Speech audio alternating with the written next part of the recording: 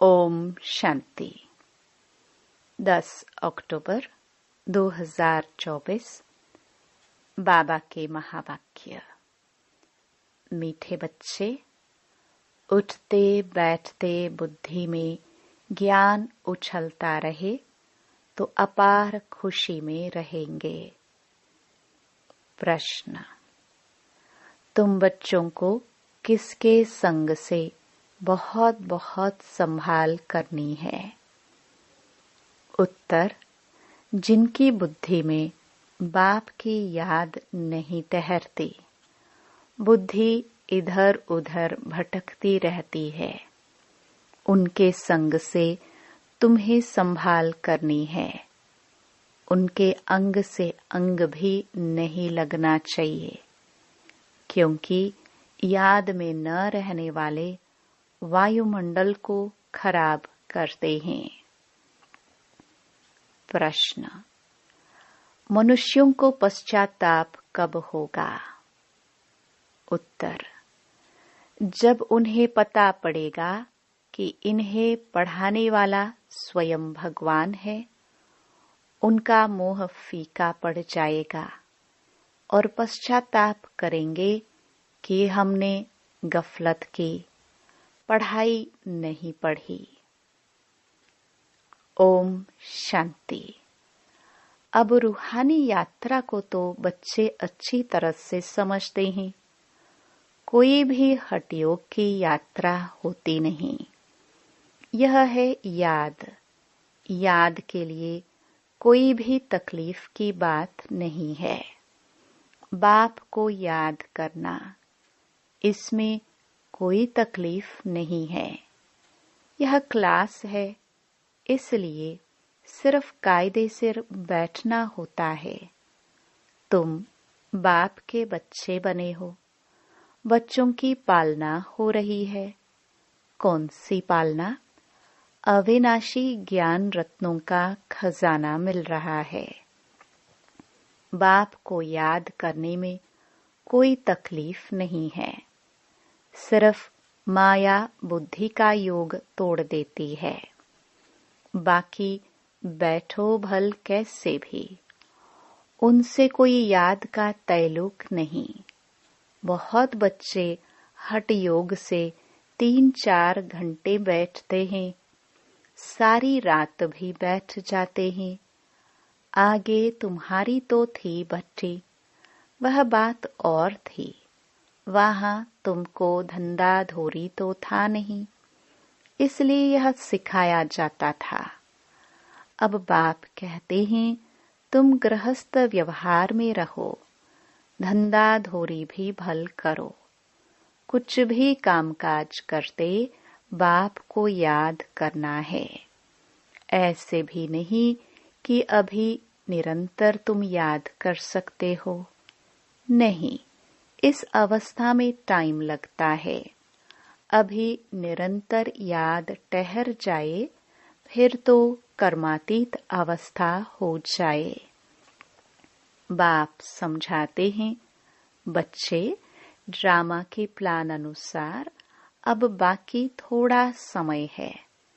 सारा हिसाब भी बुद्धि में रहता है। कहते हैं क्राइस्ट से 3000 वर्ष पहले भारत ही था। उनको स्वर्ग कहा जाता था। अभी उन्होंने 2000 वर्ष पूरे होते हैं। 5000 वर्ष का हिसाब हो जाता है। देखा जाता है तुम्हारा नाम सारा विलायत से ही निकलेगा, क्योंकि उन्होंने बुद्धि फिर भी भारतवासियों से तीखी है। भारत से पीस भी वह मांगते हैं। भारतवासियों ने ही लाखों वर्ष कहकर और सर्वव्यापी का ज्ञान देकर बुद्धि बिगाड़ दी है। तमो प्रधान बन गए हैं। वह इतने तमो प्रधान नहीं बने हैं। उन्होंने बुद्धि तो बड़ी तीखी है। उन्होंका जब आवाज निकलेगा तब भारतवासी जागेंगे, क्योंकि भारतवासी एकदम घोर नींद में सोए हुए हैं। वह थोड़े सोए हुए हैं। उन्हों से आवाज अच्छा निकलेगा। विलायत से आए भी थे कि हमको कोई बतावे पीस कैसे हो सकती है, क्योंकि बाप भी भारत में ही आते हैं। यह बातें तो तुम बच्चे ही बता सकते हो। दुनिया में फिर से वह पीस कब और कैसे होगी, तुम बच्चे तो जानते हो। बरोबर पैराडाइज अथवा हेवन था। नई दुनिया में भारत पैराडाइज था। यह और कोई भी नहीं जानते हैं। मनुष्यों की बुद्धि में यह बात ही बैठ गई है कि ईश्वर सर्वव्यापी है और कल्प की आयु लाखों वर्ष कह दी है। सबसे जास्ती पत्थर बुद्धि यह भारतवासी ही बने हैं। यह गीता शास्त्र आदि सब हैं भक्ति मार्ग के। फिर भी यह सब ऐसे ही बनेंगे। भल ड्रामा को जानते हैं, फिर भी बाप तो पुरुषार्थ कराते हैं। तुम बच्चे जानते हो विनाश तो जरूर होगा। बाप आए ही हैं नई दुनिया की स्थापना करने। यह तो खुशी की बात है ना। जब कोई बड़ा इम्तिहान पास करते हैं तो अंदर में खुशी होती है ना। हम यह सब पास कर यह देवता जाकर बनेंगे। सारा पढ़ाई पर मदार है। तुम बच्चे जानते हो, बरोबर बाप हमको पढ़ाकर यह बनाते हैं। बरोबर पैराडाइज हेवन था। मनुष्य तो बेचारे बिल्कुल ही मूंझे हुए हैं। बेहद के बाप पास जो ज्ञान है वह तुम बच्चों को दे रहे हैं। बाप की तुम महिमा करते हो। बाबा नॉलेजफुल है, फिर ब्लिसफुल भी है। खजाना भी उनके पास फुल है। तुमको इतना साहूकार कौन बनाता है? यहाँ तुम क्यों आए हो? वर्षा पाने। अगर कोई की तंदुरुस्ती अच्छी है परंतु धन नहीं है तो धन बिगर क्या होगा? वैकुंठ में तो तुम्हारे पास धन रहता है। यहाँ जो जो साहूकार हैं उनको नशा रहता है। हमारे पास इतना धन है। यह कारखाने आदि हैं। शरीर छोड़ा खलास। तुम तो जानते हो हमको बाबा 21 जन्मों के लिए इतना खजाना दे देते हैं। बाप खुद तो खजाने का मालिक नहीं बनते हैं। तुम बच्चों को मालिक बनाते हैं। यह भी तुम जानते हो। विश्व में शांति तो सिवाय गॉड फादर के कोई स्थापन कर न सके। सबसे फर्स्ट क्लास चित्र है यह त्रिमूर्ति गोले का। इस चक्कर में ही सारा ज्ञान भरा हुआ है। तुम्हारी ऐसी कोई वंडरफुल चीज होगी तब वह समझेंगे इसमें जरूर कोई ऐसा राज है। बच्चे कोई कोई छोटे छोटे खिलौने बनाते हैं। वह बाबा को पसंद नहीं आते। बाबा तो कहते बड़े चित्र लगाओ जो दूर से कोई पढ़कर समझ सके। मनुष्य अटेंशन बड़ी चीज पर देंगे। इसमें क्लियर दिखाया हुआ है। उस तरफ है कलयुग, इस तरफ है सतयुग। बड़े बड़े चित्र होंगे तो मनुष्यों का अटेंशन खींचेगा। टूरिस्ट भी देखेंगे, समझेंगे भी वह अच्छी तरह से। यह भी जानते हैं क्राइस्ट से 3000 वर्ष पहले स्वर्ग था। बाहर तो ऐसे नहीं जानते। 5000 वर्ष का हिसाब तुम क्लियर समझाते हो तो यह इतना बड़ा बनाना चाहिए जो दूर से देख सके और अक्षर भी पढ़े, जिससे समझे कि दुनिया की अंत तो बरोबर है। बॉम्ब्स तो तैयार होते रहते हैं, नेचुरल कैलामिटीज भी होगी। तुम विनाश का नाम सुनते हो तो अंदर में खुशी बहुत होनी चाहिए, परंतु ज्ञान ही नहीं होगा तो खुशी भी हो ना सके। बाप कहते हैं, देह सहित सब कुछ छोड़ अपने को आत्मा समझो। अपनी आत्मा का योग मुझ बाप के साथ लगाओ। यह है मेहनत की बात। पावन बनकर ही पावन दुनिया में आना है। तुम समझते हो हम ही बादशाही लेते हैं फिर गवाते हैं। यह तो बहुत सहज है। उठते बैठते चलते अंदर में टपकना चाहिए। जैसे बाबा के पास ज्ञान है ना, बाप आए ही हैं पढ़ाकर देवता बनाने, तो इतनी अथाह खुशी बच्चों को रहनी चाहिए ना।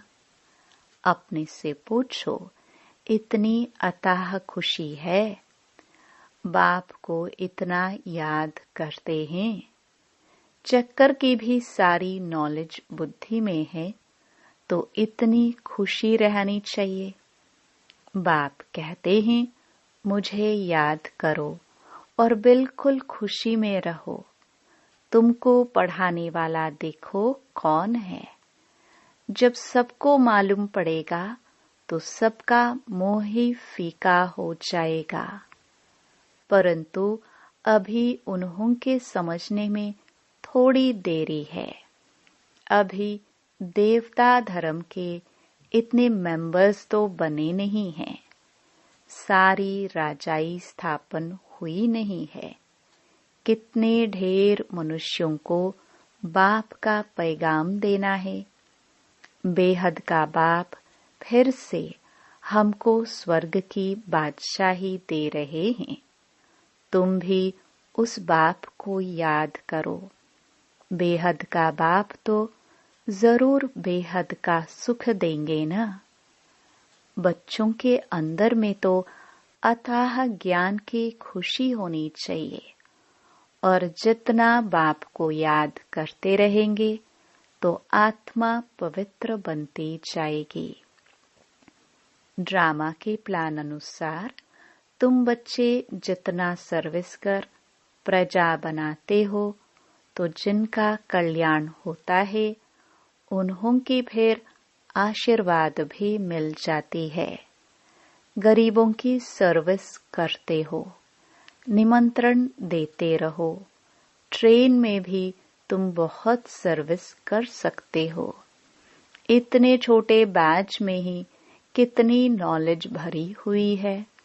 सारी पढ़ाई का तंत्र इसमें है। बैचेस तो बहुत अच्छे अच्छे ढेर बनाने चाहिए, जो किसको सौगात भी दे सके।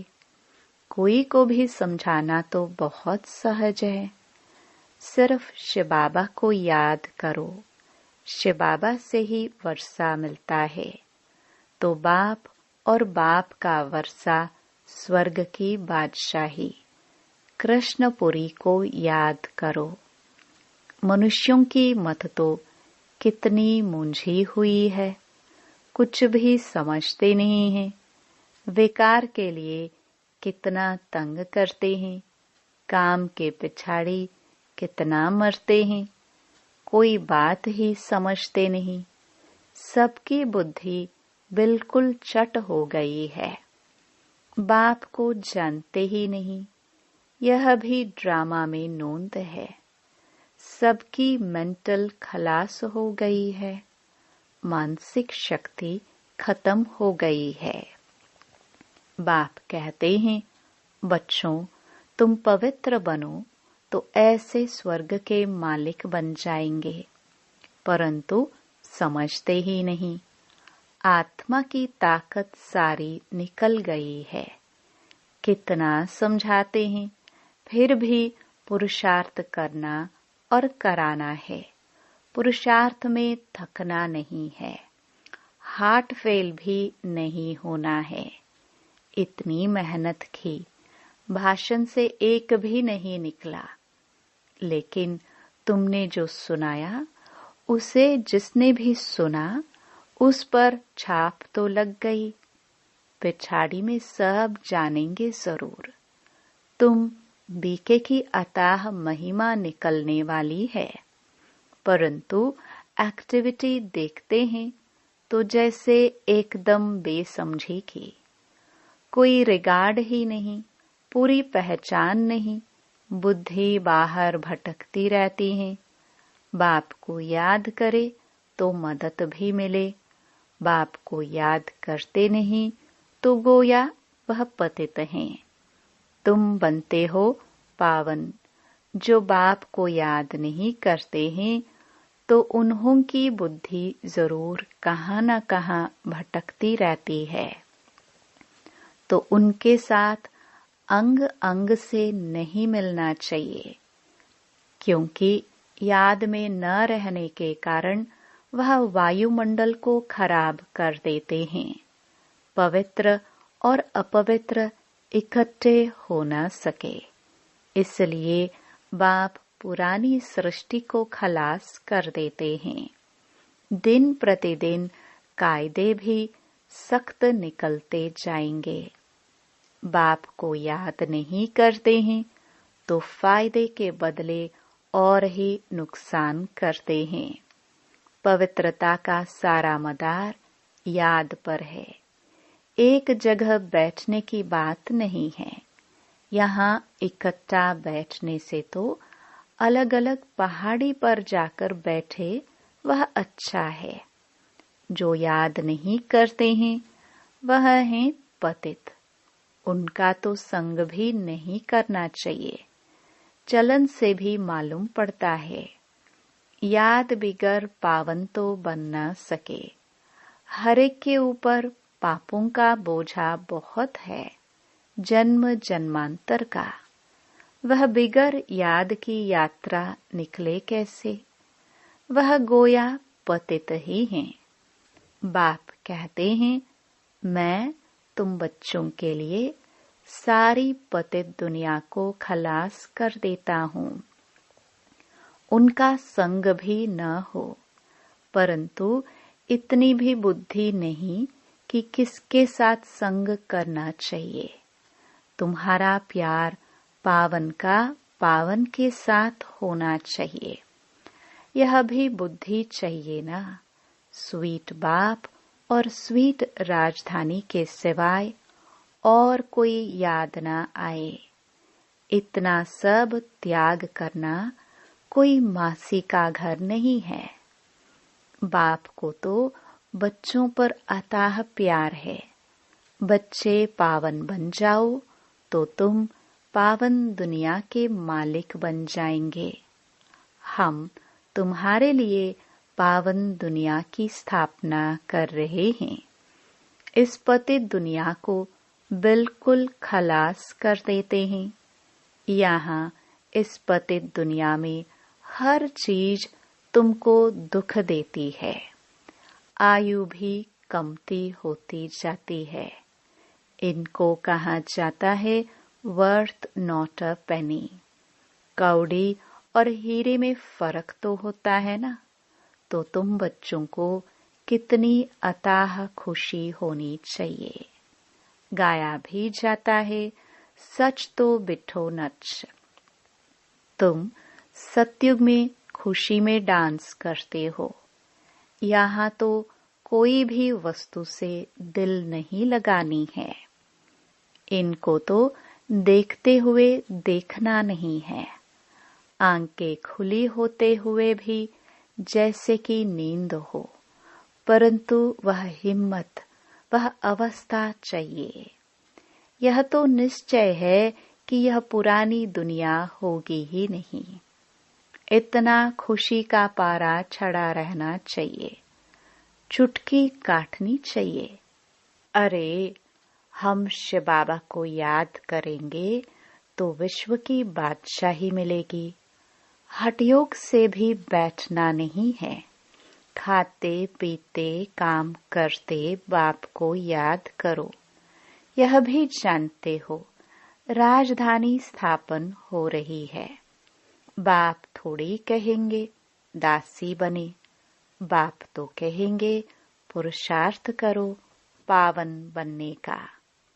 बाप पावन बनाने के पुरुषार्थ कराते हैं। तुम फिर पतित बनते हो। कितने झूठ पाप करते हो। हमेशा शिव बाबा को याद करो तो पाप सब स्वाहा हो जाए। यह बाबा का यज्ञ है ना, बड़ा भारी यज्ञ है। वह लोग यज्ञ रचते हैं, लाखों रुपया खर्च करते हैं। यहाँ तो तुम जानते हो सारी दुनिया इसमें स्वाहा हो जानी है। बाहर से आवाज होगा, भारत में भी फैलेगा। एक तो बाप के साथ बुद्धि का योग हो तो पाप कटे और फिर ऊंच पद भी मिले। बाप का तो फर्ज है बच्चों को पुरुषार्थ कराना। लौकिक बाप तो बच्चों की सेवा करते हैं, सेवा लेते भी हैं। यह बाप तो कहते हैं मैं तुम बच्चों को 21 जन्मों का वर्षा देता हूँ। तो ऐसे बाप को याद जरूर करना है जिससे पाप कट जाए। बाकी पानी से थोड़े पाप कटते हैं। पानी तो जहाँ तहाँ है। विलायत में भी नदियाँ हैं, तो क्या यहाँ की नदियाँ पावन बनाने वाली, विलायत की नदियाँ पतित बनाने वाली है क्या? कुछ भी मनुष्यों में समझ नहीं है।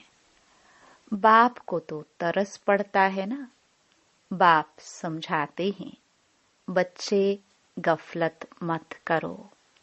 बाप इतना गुलगुल बनाते हैं तो मेहनत करनी चाहिए ना। अपने पर रहम करना है। अच्छा, मीठे मीठे सिखिलदे बच्चों प्रति माता पिता बाप दादा का याद प्यार और गुड मॉर्निंग। रूहानी बाप के रूहानी बच्चों को नमस्ते। धारणा के लिए मुख्य सार। पहला, यहाँ की कोई भी वस्तु में दिल नहीं लगानी है। देखते हुए भी नहीं देखना है। आंखें खुली होती भी जैसे नींद का नशा रहता, ऐसे खुशी का नशा छड़ा हुआ हो। दूसरा, सारा मदार पवित्रता पर है। इसलिए संभाल करनी है कि पतित के अंग से अंग न लगे। स्वीट बाप और स्वीट राजधानी के सिवाय और कोई याद न आए। वरदान, हद की इच्छाओं को छोड़ अच्छा बनने वाले इच्छा मात्रम अविद्या भव। मन में कोई भी हद की इच्छा होगी तो अच्छा बनने नहीं देगी। जैसे धूप में चलते हो तो परछाई आगे जाती है। उसको अगर पकड़ने की कोशिश करो तो पकड़ नहीं सकते। पीठ करके आ जाओ तो परछाई पीछे पीछे आएगी। ऐसे ही इच्छा आकर्षित कर रुलाने वाली है। उसे छोड़ दो तो वह पीछे पीछे आएगी। मांगने वाला कभी भी संपन्न नहीं बन सकता। कोई भी हद की इच्छाओं के पीछे भागना ऐसे है जैसे मृग तृष्णा। इससे सदा बचकर रहो तो इच्छा मात्रम अविद्या बन जाएंगे। स्लोगन: अपने श्रेष्ठ कर्म व श्रेष्ठ चलन द्वारा दुआएं जमा कर लो तो पहाड़ जैसी बात भी रुई के समान अनुभव होगी। ओम शांति।